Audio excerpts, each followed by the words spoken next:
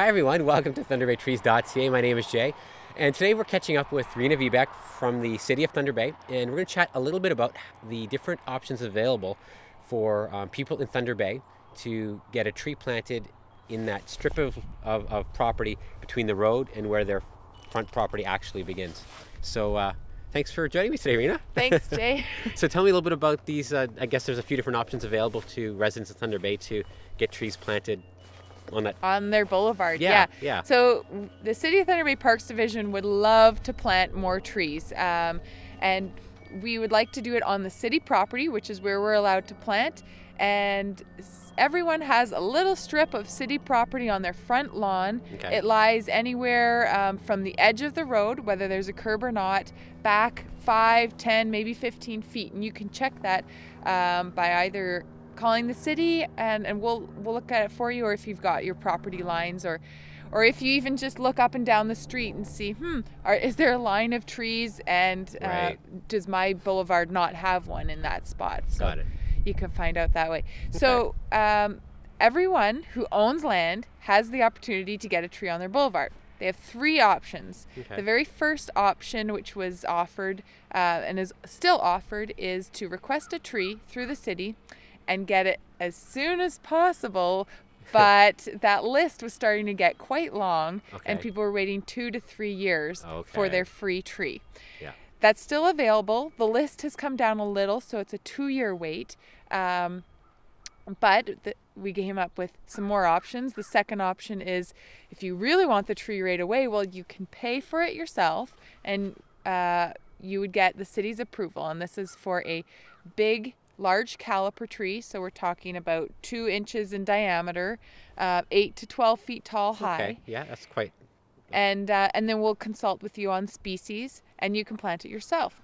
So that's about $450 to purchase and plant and mulch and stake a tree like that. Okay, yeah, that's not cheap. It's not cheap, but if you're really supportive of trees, you want it in the ground soon, we will encourage and support you to do that. Sure. The opportunity is there. So those are sort of 2 extremes: get a free tree but wait a long time, pay for your own, get it right away. Okay. So we have a third option, which is the Tree Stewardship Program. Okay. It was started in 2006 in conjunction with the Urban Forest Advocacy Group Trees Thunder Bay, and it's a happy medium between those 2 options. Anyone who would like a boulevard tree can request one and get it our next planting season, which is either spring or fall. Okay. And they pay 1/3 the cost.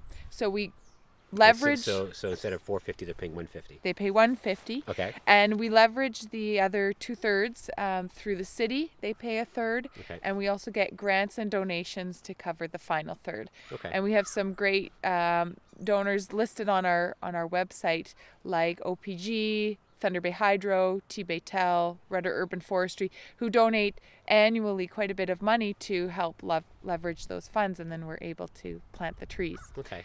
So now if somebody wanted to donate, like you said, there's the person who wants the tree pays X amount, but there's also these corporate donors. Is that giving available to anyone?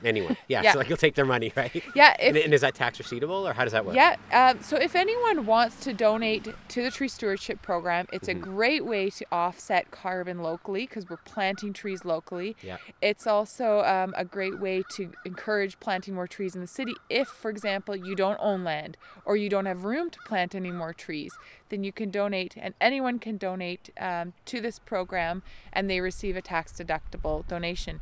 Even those landowners that are requesting the trees and that get trees planted, they get a donation, tax-deductible donation receipt as well. Okay, so now what if somebody did the full payout, $450? Would they get a taxation for Yeah. that full amount? They do. Because technically they don't own the tree.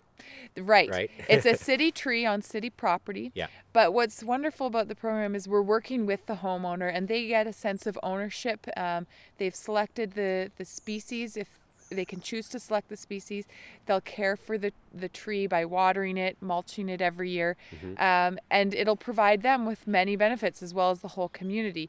So the whole urban forest is getting healthier because we're educating the public on how to care for trees, Yeah. and we're also getting more trees in the ground. Right. So now, why is the tree stewardship program, like I guess the one you're kind of focusing on right now, because that's the tree plant that's coming up shortly, right? Yeah. So, in the so why spring. is the tree stewardship program important to the city of Thunder Bay?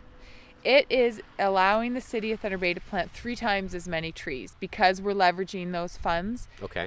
So we're able to plant more trees, and we know that we're planting them for people who want them, Right. who are going to care for them, so they're healthier, lasting longer, and we don't have to invest as much money down the road to care for them, or remove them, replant them. They generally succeed a lot better. So I guess because the homeowner's watching them, and so that's what Yeah. increases the chance of survival, I guess. Yeah.